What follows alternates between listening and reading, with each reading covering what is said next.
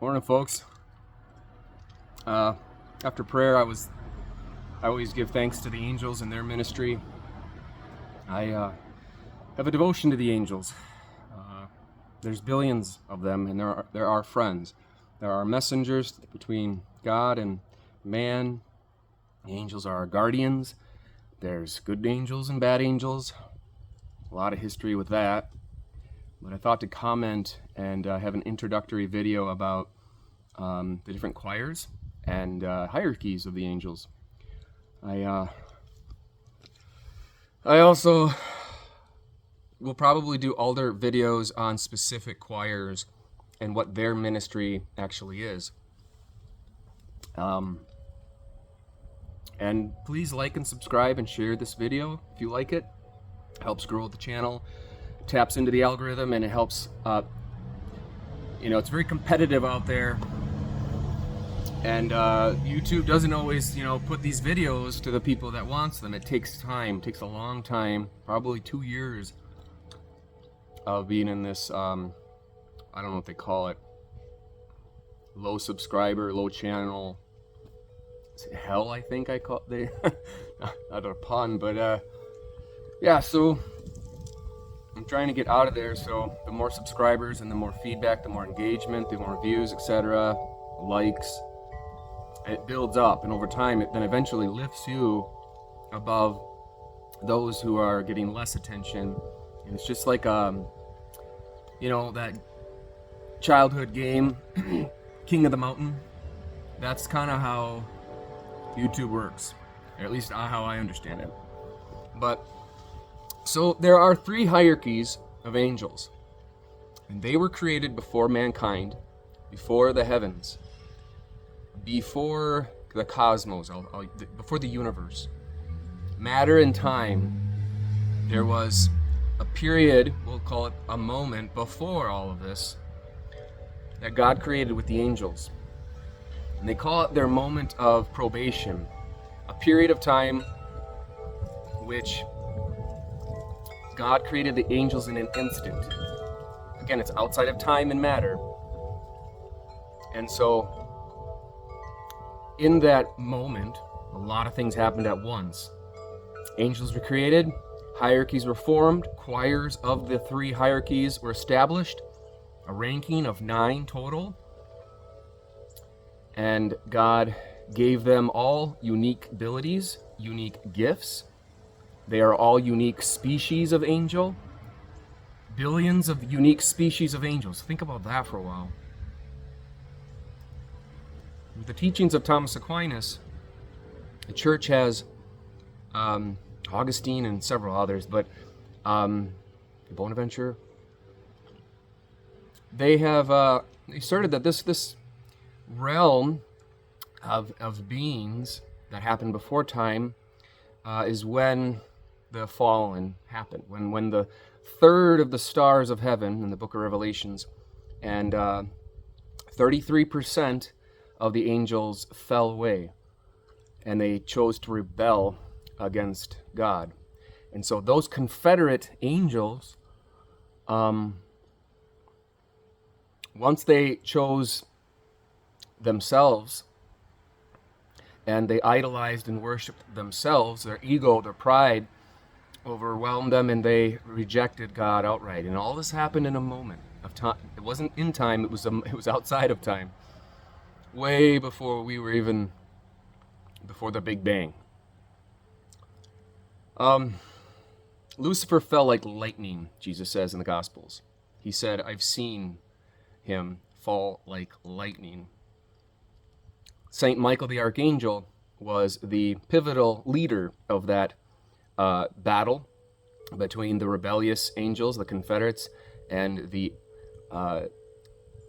angels of that were choosing God, the angels that stayed, the good angels, 66% of them, 2/3 remained. They did not fall away. Instead, they submitted to God's will, to God and his plans. Somehow in all of that moment, it was Lucifer or other angels, who knows, but it was revealed to some angels or all that eventually there was going to be a new order of creation, what we experience now in time and matter, and that there was going to be a creatures, humanity, that would also be generated and created in a place of time and matter, what we call the universe. And somehow they found out about that and they rebelled, because there was a moment where God revealed that he would become part of them.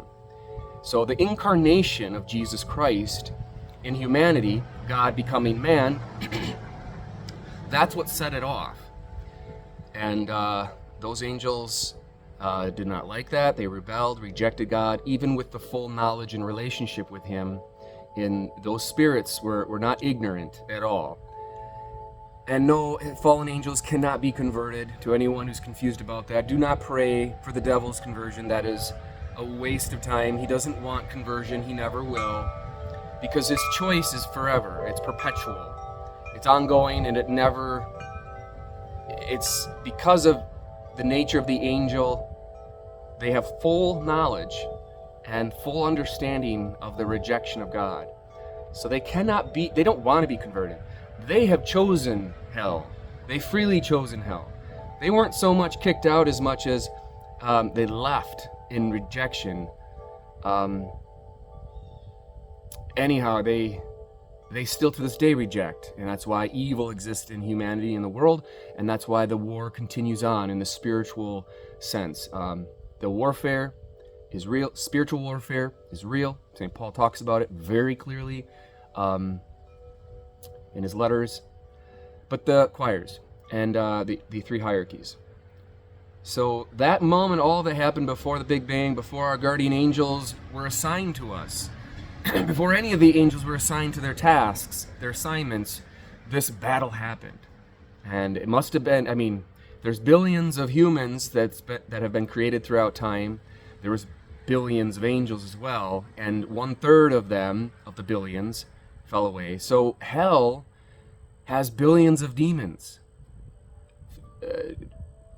fallen angels, and heaven has 2/3 billions of angels of the initial amount. Who knows exactly how many? It's myriads, meaning it's almost infinite sea of angels. I like to look at the number trillion. I don't know. Maybe it's off, but it's symbolic of the Trinity. Maybe there's that many. There's trillions of planets. And billions of galaxies and solar systems and planets, etc. And all of those bodies have celestial.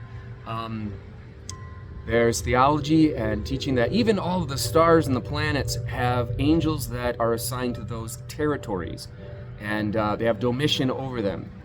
And Thomas would say domination, meaning it's a place they protect. Every church has an angel. Every home, every state, nation has a special angel assigned to them. I'll get into that in other videos.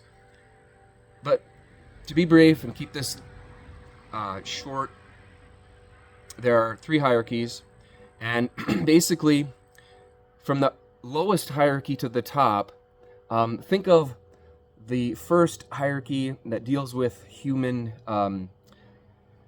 dealings, things with humanity, concerns and politics. This is not, the politics we understand, but the matters of the spirits and their jobs, their assignments dealing with humanity. That first hierarchy, the first three choirs, that's what they belong to. The top hierarchy, the third hierarchy, deals with those angels very, very, very close, if not just as near close to God as can be. And they deal with the matters of God. And then the ones in between, the second hierarchy, they kind of are in between. They deal with some things between mankind and God, but mostly it's the cosmos and so forth. The first angel choir is the angels, the guardian angels. All human beings have an assigned guardian angel, and you can have a relationship with that guardian angel. That guardian angel has a name. You can pray to understand what that name is. You open scripture and pray over a period of time. It doesn't pop at you right away, but you got to give it discernment. You have to take time to learn your angel's name, and they will let you know. Second is the archangels. Now there's 7 archangels. We only know the names of 3. Some traditional historical books have other names, but they're not in the canon of the Bible. And so you'll see that all over the internet, and we don't know for certain. Maybe not. But we have Michael, Gabriel, and Raphael. They are the archangels. They're a little bit more than angels, they just deal with a little more governance than the lower angels. The third is the principalities. Those 3 are in the lowest hierarchy. The next hierarchy, the next 3 choirs are the powers, the virtues, and the dominions. I don't know where I read it, where I studied it, where it was taught, but a lot of the fallen angels are in that second hierarchy. Many dominions, and specifically powers and dominions. This is from a decade ago in seminary, so I can't remember the specifics, but that's the second hierarchy. The third hierarchy deals with those very, very close to God, and they are the thrones. Those who are close to the throne of the Trinity. And the cherubim. They deal with wisdom and knowledge. They're very wise and very, very, God blessed them with utmost, these are the most brilliant of all the angels. They're given the intelligence and the faculties for their assignment, so it's related to what they do. And the last one are the seraphim. The seraphim angels are brilliant. They have 6 wings, 3 sets of wings for the top of the head, the body, and then on their feet. And they're very, very close. They're so close to God that they call them the burning ones. They work with God directly. And then there's a hierarchy from the seraphim all the way down. They work with the cherubim. They work with the thrones work with the powers work over, or the dominions work over that hierarchy, and then the principalities, archangels, and angels work in the lower hierarchy, and there's just a system of governance, and it is a kingdom. It is not a democracy. There is no democratic republic governing of anyone. There's no voting. It's a kingdom with a king, a divine king. So that's the 3 hierarchies in a nutshell and the 9 choirs. Pray to your angel. Talk to your angel like you're talking to your invisible friend. That's how it starts. And you have that communication, and they will take care of you. They will communicate with you as well. Not like you think, but they will be there. They will protect you, especially when you have a devotion to them, and especially when you have a devotion and a love for God. So take this video, share it, and I hope it enlightens you and helps you understand the nature of the relationship between humankind, humanity, and the angelic kind, the angels. God bless. I'll see you at Mass.